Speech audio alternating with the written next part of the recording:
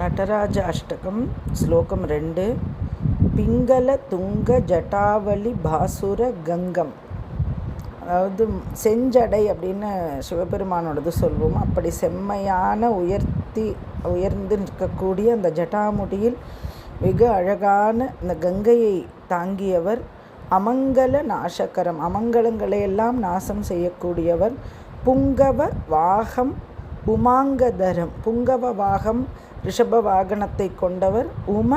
உமா அங்கதரம், உமை அம்மைக்கு தனது அங்கத்தை கொடுத்தவர். ரிபு பங்ககரம், எதிரிகளை பங்கம் நாசம் செய்யக்கூடியவர். சுரலோகநதம், தேவர்களால் தேவலோகவாசிகளால் வணங்கப்படக்கூடியவர்.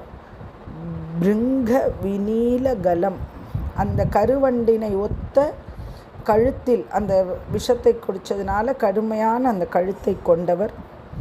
கணநாத சுதம், கணநாதன் விநாயகனை மகனாக பெற்றவர்.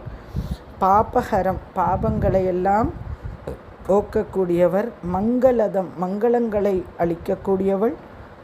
அளிக்கக்கூடியவர். வரரங்கபதி, சிரேஷ்டமான சபையில் சபாபதி, சிரேஷ்டமான ரங்கம் என்றால் சபை. Thanks Raji for this reference. வரரங்கபதி, அப்படி சிரேஷ்டமான அந்த கனக சபையில் கொண்டவர்.